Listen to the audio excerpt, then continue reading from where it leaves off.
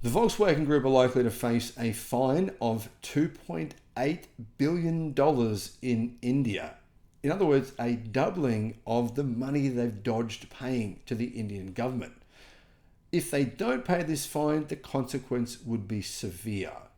Seizure of factories and equipment, and well, that could mean the expulsion of the group from India entirely. Almost completely ignored by the mainstream media, the Volkswagen Group has been fined $1.4 billion by the Indian government for allegedly defrauding taxes and intentionally pretending that its cars were worth far less than what they actually are.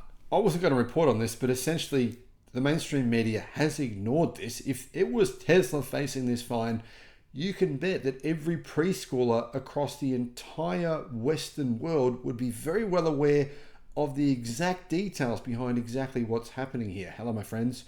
Welcome to the channel. I'm Sam Evans. Great to have you with us.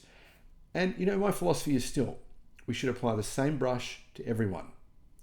If, like I said, this had have been Tesla, you would all know about it. But since it was the Volkswagen Group, for some bizarre reason, they don't spend much money on marketing, do they? It's been essentially ignored. Now, this is a pretty big case here. And keep in mind, I believe this kind of reinforces what I've been saying about India and why car makers, including Tesla, have been reluctant to build a gigafactory in India. India has issued a fine to German automaker the Volkswagen Group for allegedly evading $1.4 billion in taxes by willfully paying lesser import tax on vehicles components for its Audi, Volkswagen, and Skoda cars, a document shows, in what is one of the biggest demands in history. India has a history of seizing private property, as in business factories. They have a history of seizing them. And that's why I've said, Tesla, do not build a gigafactory in India, because this is what could happen. Did the Volkswagen Group really do this? Did they really defraud the Indians of more than $1.4 billion in taxes? I don't think that number is likely, considering how the Indian car market's actually quite small. But anyway, here's the story. A notice dated September 30 says Volkswagen used to import almost the entire car in unassembled condition, which attracts a 30 to 35% import tax in India under rules for CKD or completely knocked down units, but evaded levels by misdeclaring and misclassifying those imports as individual parts, paying just a 5 to 15% duty. So the Volkswagen Group, the Indian government, are saying that all they've done is import entire vehicles that were just in parts and then assembled them. So they're saying that the Volkswagen Group are actually not building anything in India as they claim. And the reason is, of course, to avoid these huge import taxes. To be honest, import taxes actually on vehicles are more than 100%. So the Volkswagen Group are getting around this by simply rebuilding, putting back together vehicles in India. This saves them an enormous amount of money.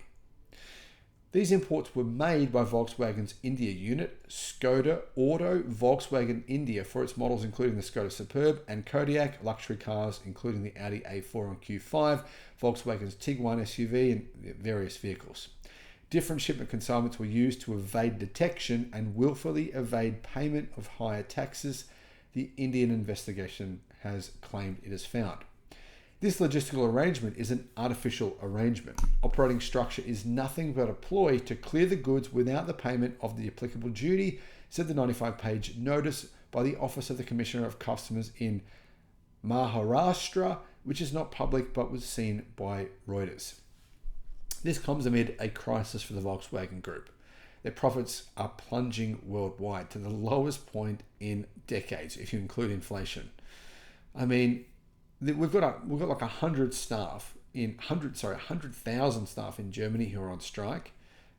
Volkswagen Group has just sold off one of its factories in China. It has cancelled its entire MEB range of EVs in China.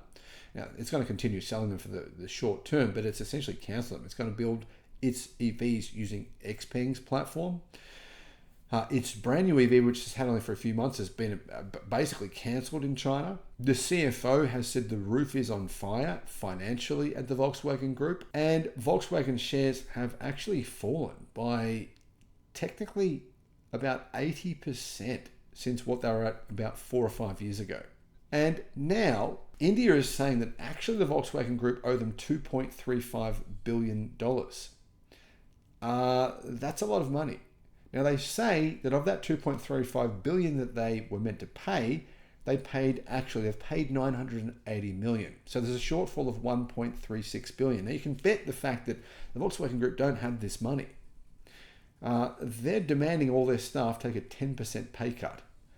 And they're going to close 2 factories and potentially more in Germany. In a statement, Skoda Auto Volkswagen India said it is a responsible organization fully complying with all global and local laws and regulations. We're analyzing the notice and extending our full cooperation to the authorities.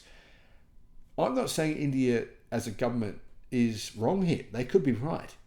But my initial point at the start of this video was to say it is a risk. The Volkswagen Group, even if it disagrees with this, even if it can prove this isn't true, they're fighting the government here. They have no say. They're going to have to simply pay the 1.35 billion, or the government will simply take over the Volkswagen Group's property in India, as they have done numerous times. So this is a situation where they'll have no choice. They've got to pay up. A government official who spoke on condition of anonymity said the penalty typically in such cases, if the company is found guilty, could go as high as 100% of the amount invaded. So in other words, the Volkswagen Group is very likely to be having to pay $2.8 billion in total, says Financial Express. $2.8 billion. That's a lot of money. High taxes and prolonged legal disputes have often been a sore point for foreign companies in India, says Financial Express. Electric vehicle maker Tesla, for example, has for years complained about high taxes on imported cars, and Vodafone has fought cases related to back taxes. Chinese automaker BYD faces an ongoing Indian tax investigation for underpaying taxes. This is just the automotive industry. There's a whole series of cases that you can look up on similar issues from the entire business industry. Factories are searched and executives are questioned. What's happening? Well, Volkswagen has plans to invest $1.8 billion to build EVs and hybrids in India. Well, it did have those plans. And in February, it actually signed an agreement to supply India's Mahindra with electric components.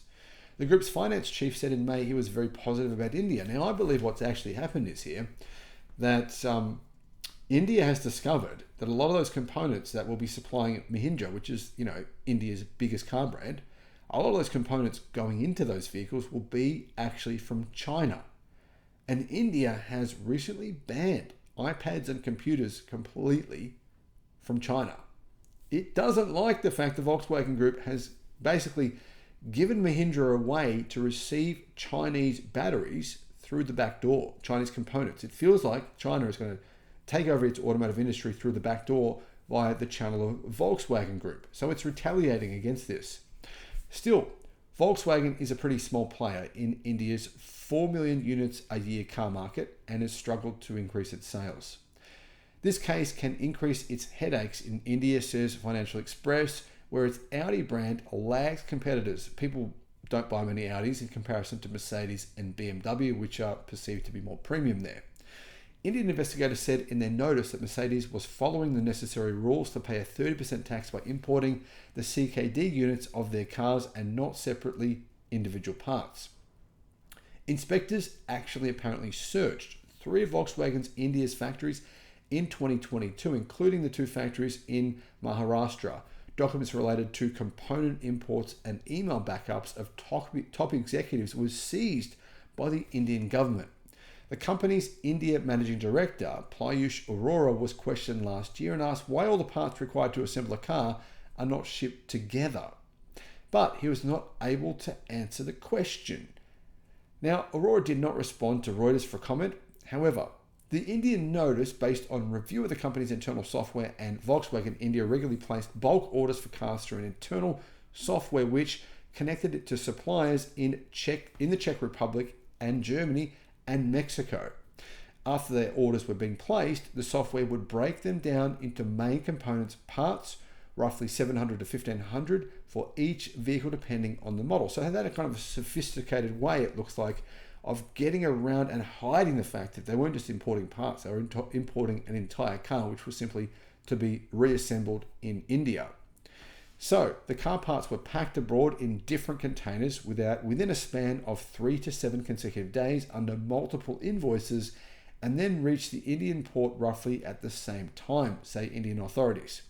This appears to have been done to pay lesser duties applicable on these individual parts, says the notice. We were deliberately misled, said customs authorities. Volkswagen told investigators it was using such a route for efficiency of operations, but that argument was dismissed.